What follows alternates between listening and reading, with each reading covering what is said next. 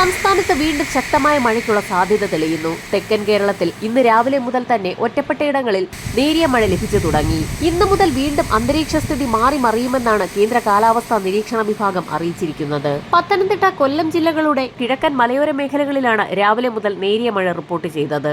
സംസ്ഥാനത്ത് ഏതാനും ദിവസത്തെ ഇടവേളയ്ക്ക് ശേഷം വീണ്ടും മഴയ്ക്ക് സാധ്യത രൂപപ്പെട്ടതായി കേന്ദ്ര കാലാവസ്ഥാ നിരീക്ഷണ വിഭാഗം മുന്നറിയിപ്പ് നൽകി. കഴിഞ്ഞ ഏതാനും ദിവസം സംസ്ഥാനം മുഴുക്കെ വരണ്ട കാലാവസ്ഥയായിരുന്നു. ഒരു ജില്ലയിലും ഗ്രീൻ അലർട്ട് പോലും നിലവിലില്ലായിരുന്നു. എന്നാൽ ഇന്നു മുതൽ വീണ്ടും ചില ജില്ലകളിൽ ഗ്രീൻ അലർട്ടുകൾ പ്രഖ്യാപിച്ചിരിക്കുകയാണ് കേന്ദ്ര കാലാവസ്ഥാ നിരീക്ഷണ വിഭാഗം.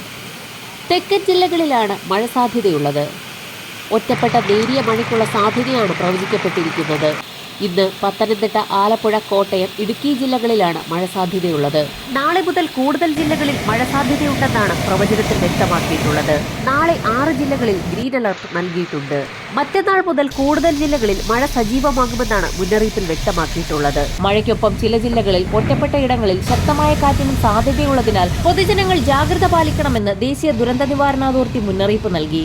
കേരളത്തിൽ കനത്ത ചൂട് തുടരുകയാണ്. വടക്കൻ ജില്ലകളിൽ സാധാരണയിലധികം ചൂട് ഇപ്പോൾ തന്നെ അനുഭവപ്പെടുന്നുണ്ട്. മാർച്ച് മാസം ആരംഭിക്കുന്നതോടെ വേനൽ കടുക്കാനാണ് സാധ്യതയുള്ളത്.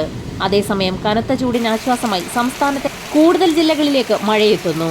കഴിഞ്ഞ ദിവസം പത്തനംതിട്ട, കോട്ടയം എന്നിവിടങ്ങളിൽ ഇടിമിന്നലോട് കൂടിയ ശക്തമായ മഴയാണ് റിപ്പോർട്ട് ചെയ്തത്.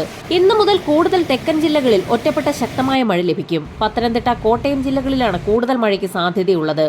ഇന്ന് തെക്കൻ തമിഴ്നാട് തീരം, ഗൾഫ് ഓഫ് മാന്നാർ, അതിനോട് ചേർന്ന കന്യാകുമാരി പ്രദേശം എന്നിവിടങ്ങളിൽ ശക്തമായ കാറ്റിന് സാധ്യതയുണ്ടെന്ന് കാലാവസ്ഥാ വകുപ്പ് അറിയിച്ചു. മണിക്കൂറിൽ 45 മുതൽ 55 കിലോമീറ്റർ വരെയും ചില അവസരങ്ങളിൽ മണിക്കൂറിൽ 65 കിലോമീറ്റർ വരെയും വേഗതയിൽ ശക്തമായ കാറ്റിന് മോശം കാലാവസ്ഥയ്ക്ക് സാധ്യതയുണ്ട്. ആയതിനാൽ മത്സ്യത്തൊഴിലാളികളും തീരദേശവാസികളും അതീവ ജാഗ്രത പുലർത്തണമെന്ന് ദേശീയ സമുദ്രസ്ഥിതി പഠന ഗവേഷണ കേന്ദ്രം മുന്നറിയിപ്പ് നൽകി. വരും മണിക്കൂറുകളിലെ കാലാവസ്ഥാ മുന്നറിയിപ്പുകൾക്കായി ചാനൽ സബ്സ്ക്രൈബ് ചെയ്യാൻ മറക്കാതിരിക്കുക.